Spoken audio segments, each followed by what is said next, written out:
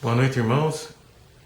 Olá, é um prazer muito grande mais uma vez poder estar aqui gravando mais um vídeo para a gente dividir conhecimento, dividir informação, dividir consciência. Hoje eu vou falar sobre um tema muito importante que é muito propício para esse momento: reforma íntima. Esta é a chave. Não adianta nós queremos mudar as coisas saindo de cima para baixo. Tem que ser de baixo para cima. A mudança começa a partir de nós. Não adianta nós questionarmos o sistema, questionarmos governos, ditadores, presidentes, reis, imperadores, enfim. Não adianta nada disso. A mudança tem que partir de nós. E eu vou explicar por quê. Quem você acha que formou, que configurou essa realidade? Vamos dar como exemplo o Brasil. Quem que vocês acham que configurou essa realidade? É duro admitir, mas fomos nós. Através da nossa vibração, através do nosso sistema de crenças. Por quê? Vamos trazer para um exemplo bem simples. Vamos começar com aquela questão da compra de carta de motorista. Como que começou esse comércio de carteiras de habilitação?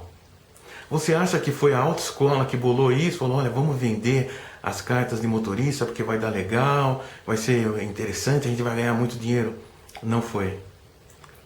Partiu de nós. A questão da oferta e da procura. Começou assim. Antigamente, as pessoas tinham mais facilidade para aprender a dirigir, porque eles aprendiam a dirigir primeiro em casa, com o pai, com o irmão mais velho, pegavam o carro escondido, então não tinha tanto policiamento, as coisas não eram tão complicadas como são agora, os carros não eram tão potentes como são agora, carros a 220, enfim. A pessoa já sabia dirigir, saía de casa, o pai ensinou, o irmão ensinou, ele ia para a autoescola para tirar a carta. Aí ele chegava lá e falava assim, puxa vida, mas eu já dirijo. Então não tem como eu só fazer o exame, fica mais rápido, eu trabalho e tal. O que eles começaram a fazer? Começaram então a se evitar que fizessem as aulas, e a pessoa ia lá, fazia o exame, passava, pegava a carta, ótimo.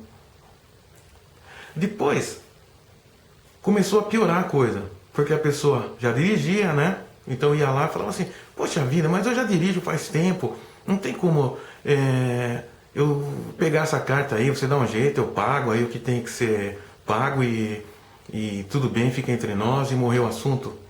Aí, quando essa procura cresceu, foi aí que o sistema viu a oportunidade. E começaram a criar um comércio de venda de habilitações.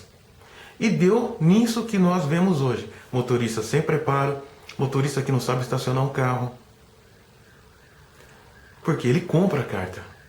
Chegamos ao cúmulo de fazer uma forma de silicone onde você vai, coloca a sua digital, de lá é feito uma espécie de dedo de borracha, sei lá, e usam esse dedo para pegar a sua digital como se você estivesse indo lá. Então partiu de onde? Partiu da nossa procura. Outra coisa, vamos levar para o lado da política, para as licitações. Você acha que foram as prefeituras, os governos que começaram a oferecer? Ou foram as pessoas que iam oferecer serviço e chegavam para aquela pessoa que eles têm que entregar a documentação para a licitação? Chegavam e falavam, poxa, dá um jeitinho aí, o que dá para fazer? Vamos fazer o seguinte, vê aí quanto que é o lance que a outra empresa vai dar e eu cubro, e depois eu te dou um por fora. Isso começou a crescer. Aquela pessoa que era o agente que tinha que pegar a documentação viu nisso uma oportunidade e começou a oferecer o serviço para várias empresas e ganhar muito dinheiro, e nós chegamos no quê? Nisso que nós vemos hoje. Entendeu da onde saiu a procura? Entenderam da onde surgiu a ideia? Saiu da base da pirâmide, não saiu lá de cima. Só que o que aconteceu? A oportunidade foi aparecendo. Compra de votos, mesma coisa. Corrupção, mesma coisa. Outro dia, num programa humorístico, fizeram uma brincadeira, eles chegavam para a pessoa e perguntavam algo sobre um político. Aí a pessoa falava, não, esse cara é corrupto, ele é ladrão, ele é isso, ele é aquilo. Aí desligavam a câmera e o humorista chegava e perguntava para a pessoa assim, olha, cara, bom, ficou legal essa gravação aí, porque nós somos do lado desse político e tal. Olha, vamos te dar uma grana aí, não tem como você mudar a sua, esse seu depoimento? A pessoa ia automaticamente, pegava a grana já, não, ele é um cara maravilhoso, ele fez isso, ele fez aquilo. Vocês perceberam como que as coisas funcionam? E não adianta falar que isso não é mecânica quântica. Isso é mecânica quântica, porque é a criação da realidade. Então, através dessas práticas, da procura desse tipo de coisa, nós colapsamos os governantes que nós temos hoje. Nós colapsamos o sistema de governo que nós temos hoje. A categoria de político que nós temos hoje fomos nós que criamos. Porque eles começaram a acreditar nesse tipo de pensamento. Então, uma pessoa hoje se candidata a um cargo político, ele não pensa em trabalhar. Ele pensa no quê? Em que ele, para ser eleito, ele tem que fazer esse tipo de prática. E se criou um sistema. Então, esse sistema foi criado por nós. Então, hoje, por mais bem intencionado que um político seja, ele não vai conseguir trabalhar. Por quê? Porque já existe um sistema, uma estrutura toda montada. Se ele não se adaptar, ele não vai para frente. Ele vai ter um mandato só, ele pode até ser eleito. Aí ele vai tentar trabalhar, ele não vai conseguir, porque o sistema vai sufocar. Como que você acha que funciona hoje a questão de votos no Nordeste? É troca de favores. Se você chegar lá com um projeto maravilhoso para o país e pedir o voto das pessoas que estão passando, que estão no meio da seca, que seu gado está morrendo, que não tem o que comer, e você oferecer uma cesta básica por mês, o que você acha que ele vai querer? Ele não vai querer ver projeto nenhum. Ele vai querer simplesmente matar a fome e a sede dele. Ele não vai se importar com o que vai acontecer, com a atitude que ele vai tomar. Mas isso não é só lá, isso é exponencial. Isso acontece no sul, no sudeste, no norte, no nordeste, no centro-oeste, em todo o país, porque é uma cultura. Mas nós formamos isso através da nossa forma de pensamento. É um arquétipo de grupo. Ele é sempre inferior. O arquétipo de grupo, ele é sempre inferior ao seu arquétipo pessoal. O seu arquétipo pessoal, logicamente, ele tem valores maiores. Só o que acontece? Quando você entra num grupo, você pensa como um grupo. Então, a sua tendência é entrar na entropia, na dissonância cognitiva, para quê? Para que a sua frequência baixe e você vibre na mesma frequência do que o grupo vibra. Por isso que existem linchamentos, por isso que existem aquelas brigas em estádios de futebol. Por quê? Você acha que no meio daquelas brigas de estádios de futebol não tem um empresário? A gente já viu vereador. Não tem um advogado, não tem um médico, não tem um comerciante. Só que naquela hora ele entra no esquema do arquétipo grupal. Ele pensa como grupo. E ele acha que ele está se escondendo nesse bolo. Mas ele não está se escondendo. Por quê? O vácuo quântico sabe o que ele está fazendo. Ele não se esconde do vácuo quântico. E o que acontece? Ele está acumulando antimatéria. Então nós estamos... O que acontece? Através do nosso pensamento, nós criamos uma pirâmide reversa negativa. O que é uma pirâmide reversa negativa? Começa-se com o mal e potencializa-se o mal. A pirâmide faz assim. O mal estoura lá em cima. Mas quem foi que criou? Fomos nós através dos nossos pensamentos e da nossa vibração. Por isso que é necessário hoje que se haja a reforma íntima, a reforma pessoal, a mudança de pensamento de cada um de nós. Porque senão o sistema não vai mudar. O mundo não vai mudar. O universo não vai mudar. Porque depende da nossa forma de pensar. Reforma íntima. entender como as coisas funcionam, entender que o que você faz se propaga, ou o bem ou o mal. Então hoje eu tenho que tirar o meu chapéu e me render às pessoas do foco do positivo.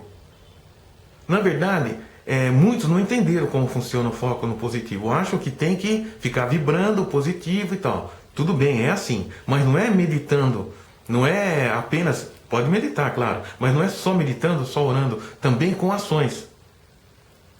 Então, se a gente vê a coisa por esse lado, ninguém poderia jogar uma folha de papel no chão. Por quê? Se você joga lixo na rua, o que vai acontecer com o próximo que vê um papel de bala na rua? Ele vai achar, não, todo mundo joga, eu também vou jogar. Se a prática da enganação, da mentira, da corrupção, ela for propagada, todas as pessoas vão pensar, não, o sistema é assim, eu vou ser assim também. Aquele comercial de cigarro que tinha na década de 80, 70, se eu não me engano, nós temos que levar vantagem em tudo, certo? Até hoje, nós pensamos assim. Então, para que as coisas mudem, para que as coisas comecem a funcionar, nós temos que mudar o nosso pensamento desse respeito. Pensar no seguinte, que nós não temos uma vida de 70 anos, não. Nós temos que colocar na nossa mente que nós somos seres imortais, que estamos num processo evolutivo, e para que a gente cresça, para que a gente vibre numa frequência bem mais alta, para que a gente possa co-criar uma nova realidade, nós temos que entender isso. Nós temos que perceber que nós não vivemos essa vida de 70 anos apenas, mas sim uma sequência de existências onde a gente tem que crescer. E para crescer tem que fazer o bem. Outro dia eu assisti uma palestra num centro espírita, onde o palestrante disse o seguinte, que ele tinha um amigo que era espírita e virou evangélico. Aí uma pessoa falou assim, poxa vida, né? Também acontece muito mais do evangélico virar espírita, e eles entraram nessa discussão. Aí o palestrante disse o seguinte, sabe por que ele virou evangélico? Porque ele fez tanto mal, que ele tem medo de reencarnar, porque ele sabe que a reencarnação dele pode ser muito negativa, devido ao acúmulo de antimatéria que ele tem. Então, na cabeça dele, ele pensou, não, vou ser evangélico, eu vou pensar em outra coisa, para não acreditar na reencarnação, porque se eu acreditar na reencarnação, na sequência de vida, eu estou perdido. Perceberam até que ponto chega a dissonância cognitiva? Até que ponto chega a entropia? Então é isso. Começando a mudar a realidade. Primeiro, mudar a nossa forma de pensar. Aceitarmos a sequência de vidas. O barra, fulano, ciclano, bertano. Aí a gente começa a entender. Nós temos que fazer o bem, porque nós temos que evoluir. Esse bem, ele vai se propagar. Nós temos que fazer uma pirâmide do bem. O bem tem que se exponenciar. E como que ele vai se exponenciar? Através da nossa mudança de pensamento, da nossa mudança de atitudes e da nossa mudança de frequência. Aí nós vamos criar uma nova realidade. Nós vamos ser realmente co-criadores conscientes, porque ser co-criador consciente não é apenas pensar, criar, mas sim entender que o que você pensa, você cria. Não é só criar carro, casa, apartamento, Camaro, namorado e essas coisas, mas sim criar a sua nova realidade. Isso é reforma íntima. Você entender, eu preciso mudar a minha frequência. E aí o que vai acontecer? Logicamente que a gente não vai conseguir de imediato mudar uma coisa que está enraizada na gente. Mas a cada momento da nossa vida nós vamos nos cobrar quando nós estivermos vibrando em uma frequência mais baixa. Porque na verdade tudo é vibração. Tudo é frequência, tudo é onda. Então é muito simples nós mudarmos a nossa realidade. É simplesmente mudar a forma de ver o mundo. Entendemos que o que você faz para o seu irmão retorna para você. Então, simples, vamos ser egoístas na questão de fazer o bem. Agora eu entendi isso, a questão de ser egoísta. Você tem que ser egoísta para fazer o bem. Não, eu quero fazer o melhor, mais que todo mundo. Porque se todo mundo pensar assim, automaticamente o planeta vai se transformar. Quando as pessoas começarem a ver exemplo de que fazer o bem, do que emanar amor, do que espalhar o amor, do que agir com amor, também traz vantagens. Porque hoje as pessoas acreditam que fazer o bem não traz vantagem nenhuma. Olha a que ponto nós chegamos. Muitas pessoas já viram ouviram falar alguma coisa daquele casal de moradores de rua que acharam uma certa quantia em dinheiro, se eu não me engano, eram uns 20 mil reais ou coisa assim. E o que esse morador de rua fez? Ele foi e devolveu o dinheiro para o dono. Nossa, teve gente que falou, o cara é louco, como que ele faz isso? Ele precisava do dinheiro. Gente, isso era o correto. Olha que ponto nós chegamos, de questionar o que é correto. O que aconteceu com ele? Ele pegou, devolveu o dinheiro, ele conseguiu casa, emprego digno, com salário, com assistência médica, um monte de coisa, e cursos para ele e para a esposa, para eles aprenderem mais e para eles não precisar mais morar na rua e nem pedir. Vocês acham que isso, eu vou jogar assim bem longe, em 3 meses, não daria muito mais que 20 mil reais? Mas não, as pessoas pensaram no momento, no montante, mas não pensaram em longo prazo. É a mesma coisa que acontece com a nossa sequência de vidas. Nós pensamos só agora. Não, eu não vou plantar porque eu não sei o que vai ser depois que eu morrer, né? Ninguém morre. Então as pessoas só pensam na questão imediatista, no agora. Não pensam que existe uma sequência de vidas e que nós precisamos ir plantando o bem. E através disso nós vamos exponenciar e nós vamos conseguir implantar essa nova mentalidade nas pessoas. Por quê? Quem que não gostaria, por exemplo, você vê o seu vizinho, ele está sempre sorrindo, a família dele está sempre passeando, viajando, ou não, ou simplesmente estão sempre felizes, você não vê discussão, você não vê... Aí, automaticamente você fica pensando assim, por que será que eles são assim? Agora imagine, se você vibra amor, se você foca no positivo. O que é focar no positivo? É trabalhar para o todo, trabalhar para a luz, quebrar o paradigma do tapa no rosto. Levou um tapa no rosto? Não significa que você vai virar o outro lado, mas significa o quê? Quebrar o seu sistema de crenças.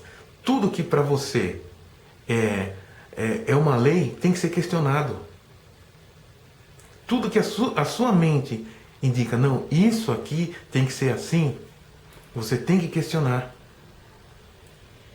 Através disso, a verdade vai chegar até você. As coisas boas vão chegar até você. A instrução vai chegar até você. Porque nós temos irmãos de luz ao nosso redor que eles estão esperando isso. Nós dizemos assim, eis-me aqui, me usa para trabalhar, eu estou aqui à disposição. E aí eles vão colocar as coisas no nosso caminho, para que a gente aprenda, para que a gente cresça e para que a gente expanda essa realidade de amor. Então, primeira coisa, para se começar a reforma íntima, entender, a minha realidade foi criada por mim. Segundo, a realidade do meu bairro foi criada por nós moradores do meu bairro, da minha cidade, do meu país e do planeta. Então, se cada um mudar a sua forma de pensar e começar a espalhar isso, pronto. Em 2 segundos o planeta muda.